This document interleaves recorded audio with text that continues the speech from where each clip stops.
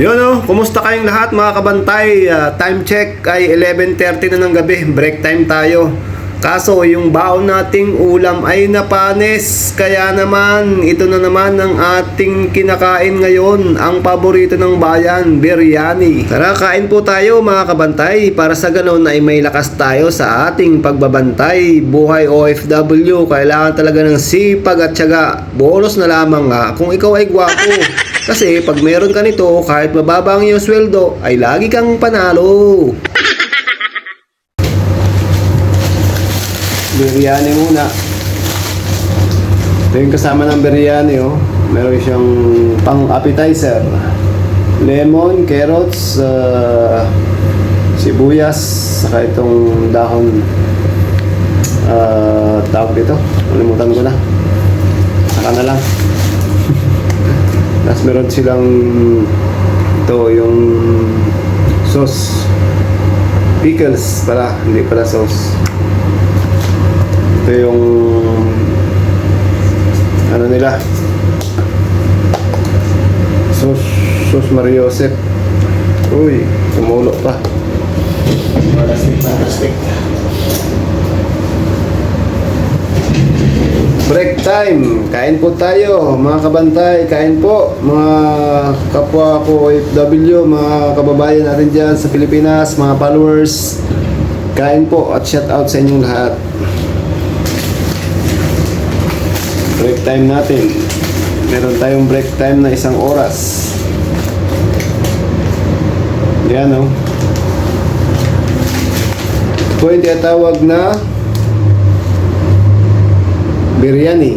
Yan, manok, chicken. Andito yung manok sa loob. Yan Yan. Ayos. Kain po. Siyempre, bago tayo kumain ay magpasalamat muna tayo sa ating Panginoon. Lord, maraming pong salamat sa mga blessing na walang sawang bibigyan mo sa amin sa pagkain na sa harap po ngayon. Sana ay magsilbi itong kalakasan sa aking pisikal na pangangatawan at kaya na pong bala sa aking pamilya sa Pilipinas. In Jesus' name, Amen. Kain. Siyempre, kamayan tayo. Masarap kumain ng nakakamay.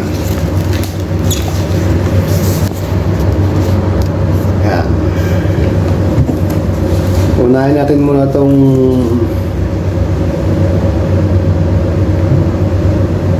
salad.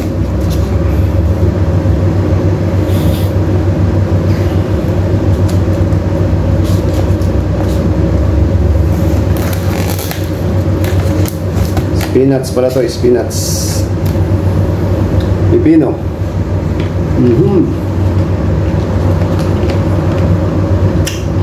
Sibuyas.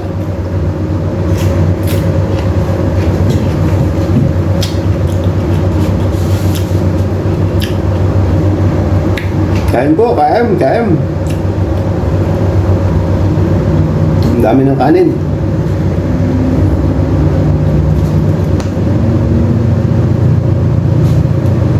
Ang pagana, sibuyas.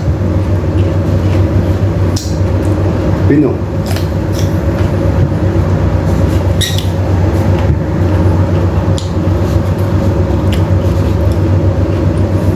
Sibuyas.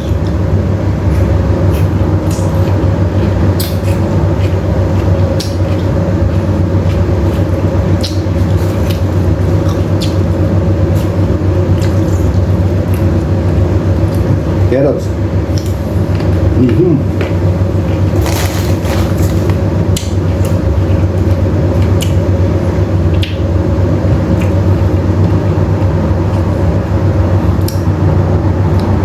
Itong ano nila ay pickles. Luya.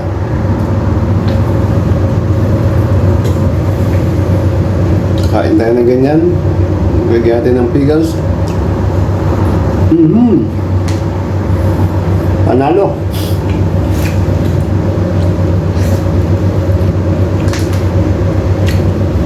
Kamayan po, kamayan.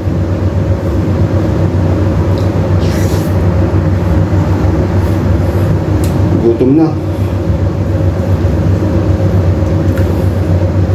Ito yung biryani.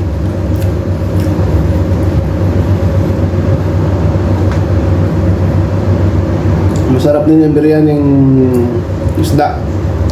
Saka yung muton, yung tawag nila.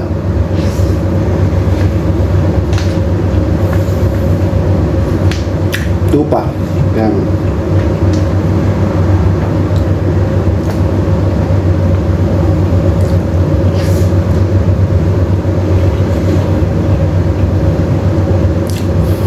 Masarap din yung nitawag ng kapsa. Saudi, marami tayong mga kaibigan dyan ng mga rabbit. Mga kaibigan nating Muslim.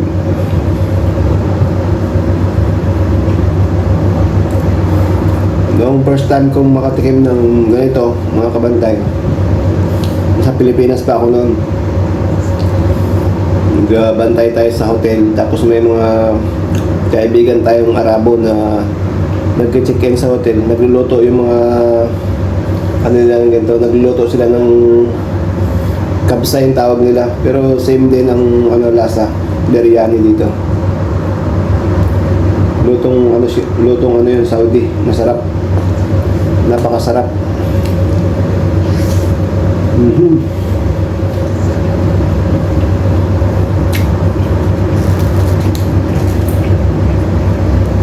May kasama ko dati sa Makati.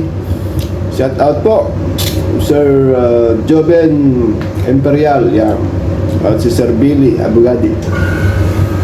Kaya yung mga matitikas namin supervisor noon, in-house security. Sila ang naghubog sa amin doon paano maging matikas na security. Yan.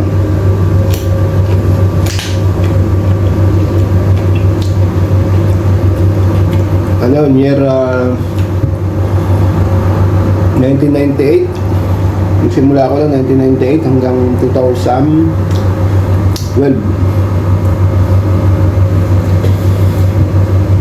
At doon tayo natuto kung paano maging maayos at maging mahusay na tagabantay.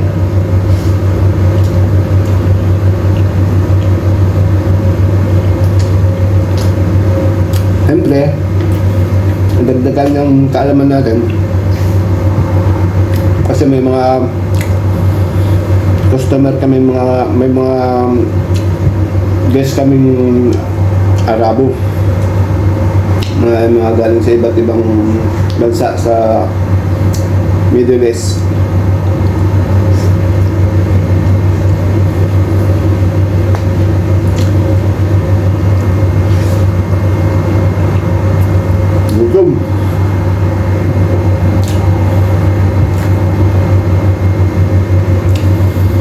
Shout out yan kay Sir JC, kay Bro JC De Los Reyes. Yun ang matikas namin kasamahan dati sa Somerset Salcedo. Ascot family, shout out. Nagsarado na lang kasi yun kasi tapos na yung kontrata. Kaya eksakto namang naka-apply na tayo sa pag-abroad. Dito nga tanggap tayo, yun, nagkahiwalay na ang tropa.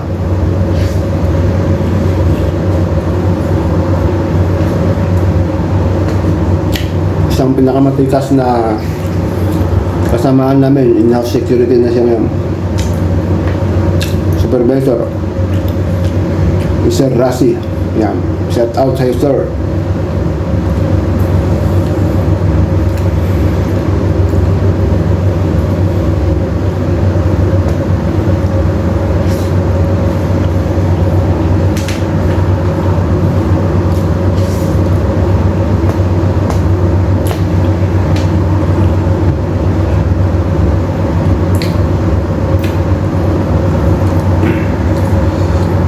Masarap din magbantay sa Pilipinas, mga kabantay. Lalo na pag sa hotel ka na-assign, may mga nagtitip. Lalo na pag may mga check-in na magagalante, yan. Yung pangkain mo, malilibre na. Minsan sobra-sobra pa nga eh. May pangbayad pa ng boarding house.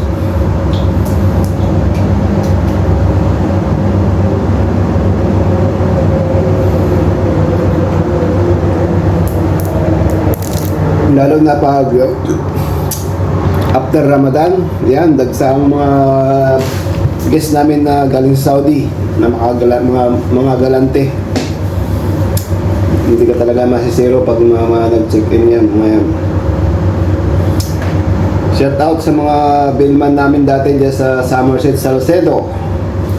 Si Sir Michael Ilagan, si Sir Choi, at sino pa isa, nalimutan ko na. Basta tatlo sila. Ay, apat. Si Sir Edel Caballero. Ayan, shout out Sir Edel. Nalimutan ko na isa. Bali, apat yung billman namin. Choi, si Sir Mike, Sir Edel, si nalimutan ko na isa. Si sa bunga nga. Sa dila ko na.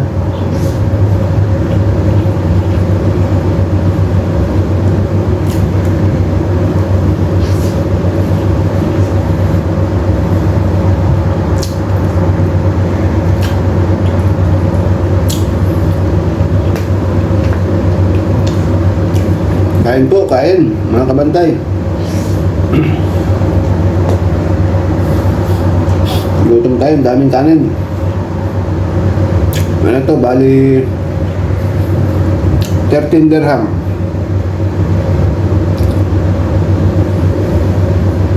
Ayun, oh. Yung baon nating ulam, pag init natin, bumula, panis.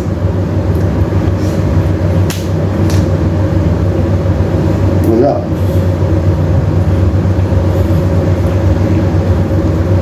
Iba na yung lasa, kaya hindi na natin kinain, baka sumakit pa yung tiyan natin.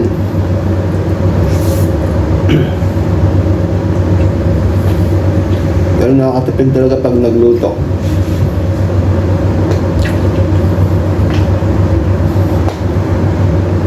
Kasi isang kilong bigas, ano siya, mga 250, ganun, 2 dirham, 3 dirham. Isang kilo, 3 times mo na yun. Depende sa'yo kung malakas na kumain. At kung bilis mo na siyang luto, magaan tanghalian ng tapunan.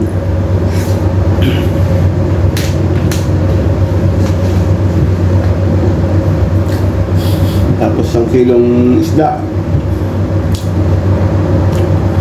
Minsan makakabili ka ng 9. Yung tuna, kaya tilapia, 10, 1 kilo. May kahit 100 na rin.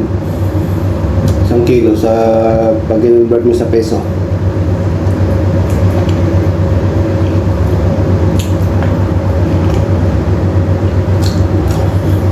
Alam ko na yung isang billman namin, si Nelson. Yan, Sir Nelson Encarnacion, shout out. Mga billman namin sa hotel dati. Mga titikas.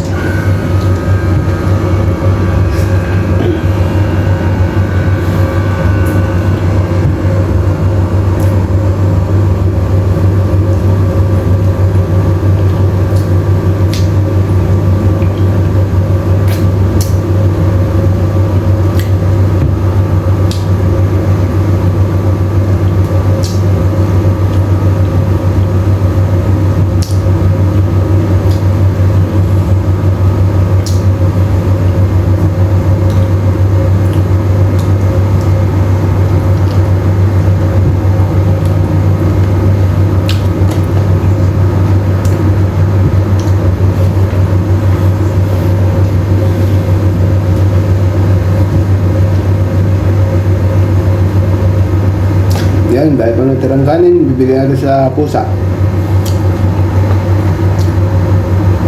May alaga tayong pusa dyan sa likod. Kawawa naman.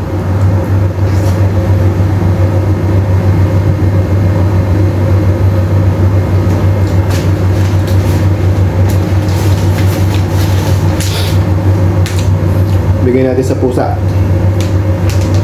Yan.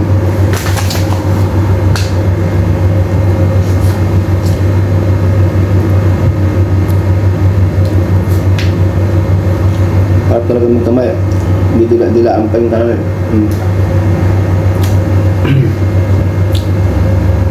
Kain natin sa pusa. Thank you po. God bless.